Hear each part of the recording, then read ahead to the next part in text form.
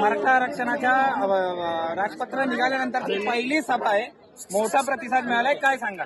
बघा, महाराष्ट्रातल्या ओबीसीच्या मध्ये मोठ्या प्रमाणात आता जागृती झालेली आहे. ओबीसीच्या आरक्षणाचा हक्क हिरावून घेण्याचा प्रयत्न चालू आहे. तो हाणून पाडण्यासाठी गावगाड्यातला सगळा ओबीसी एकत्रित येतोय. आम्ही सगळेजण ताकदीनं ओबीसीची लढाई लढणार आहे भुजबळ साहेबांच्या नेतृत्वाखाली, आणि ओबीसीच्या हक्काचं संरक्षण आम्ही 1,00,000% करू. गावागावामध्ये अगोदर ओबीसी घाबरून होता, परंतु आता ओबीसी पूर्णपणे बाहेर पडलेला आहे.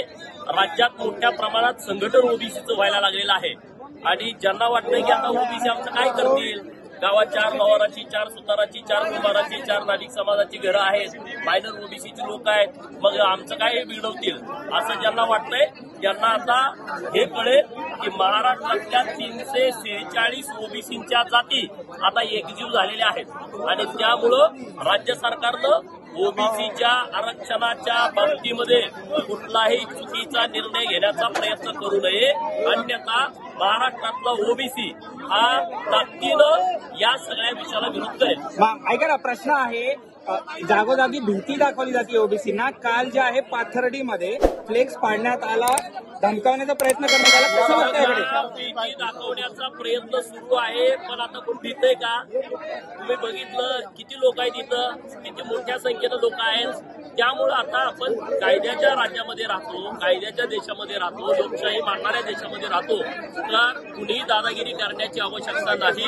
जशाच तसं उत्तर देण्याची तयारी आता ओबीसी बांधवांच्याकडून केली जाते. रोहित पवार जातीयवादी आहेत असं तुम्ही तुमच्या भाषणामध्ये उल्लेख केला, नेमकं काय कारण होतं, काय त्यांच्या स्पेसिफिक हे होतं? अरे मग आता तुम्ही समजून घ्या, ओबीसीची मतं रोहित पवारला पडलीत का नाही पडली? आज तुम्ही अनेक समाजाच्या आरक्षणाची आंदोलन सुरू आहेत. धनगर समाजाच्या आरक्षणाचं आंदोलन सुरू आहे. धनगर आरक्षणाच्या बाबतीमध्ये अनेक तरुणांनी आत्महत्या केल्या.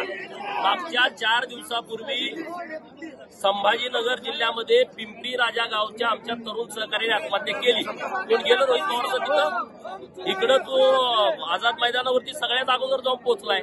म्हणजे हा जातीवाद नाही का? त्याला दुसरं काय नाव देता येईल?